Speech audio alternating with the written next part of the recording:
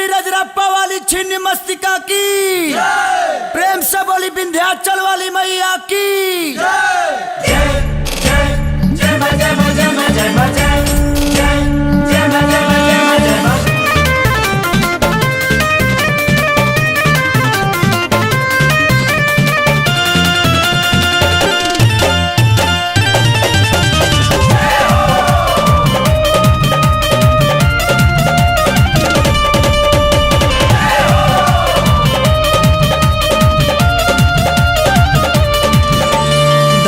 विंध्याचल छिन्न मस्तिका रजरप्पा मैहर में, मैहर में, मैहर में।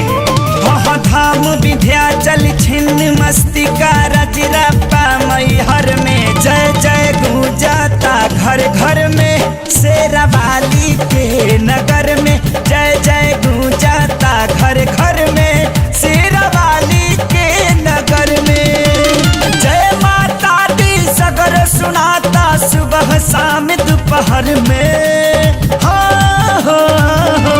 जय जय गूंजाता घर घर में, शेरावाली के नगर में। जय जय गूंजाता घर घर में, शेरावाली के नगर में।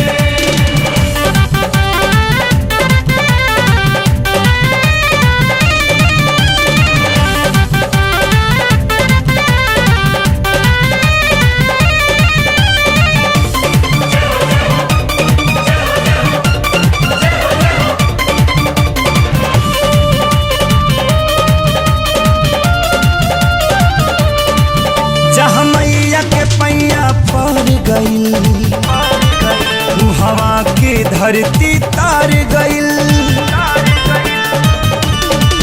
जहाँ मैया के पैया पड़ गईल, हवा के धरती तार गईल। आयरन देवी पाटन देवी नाम तारा चंडी पड़ गईल। माई मुंडेश्वरी मंगला भवानी राखे सबके नजर में। जय जय गूंजाता घर घर में, महथिन मैया के नगर में। जय जय गूंजाता घर घर में, शेरावाली के नगर में।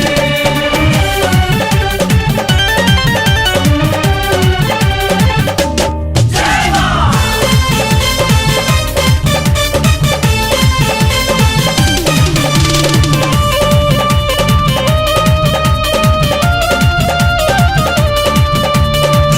के ध्वजा उठैली माँ, भगता के शान बढ़ैली माँ। धर्म के ध्वजा उठैली माँ, भगता के शान बढ़ैली माँ। कम रूप कमखिया कलकत्ता यामी से थावे ऐली माँ। रहस भगत के लाज बचैली आके बीच भंवर में। जय जय गूंजाता घर घर में, थावे वाली के नगर में। जय जय गूंजाता घर घर में, शेरावाली के नगर में।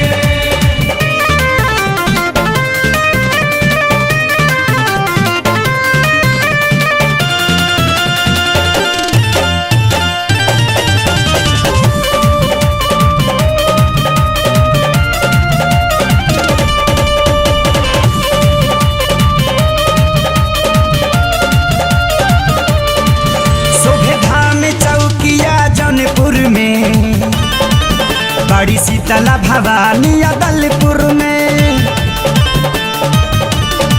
शोभे धाम चौकिया जौनपुर में, बड़ी शीतला भवानी अदलपुर में। दर्शन से संकट कट जाला, सभी दुख दलीदर हट जाला। घुंघरू खेसारी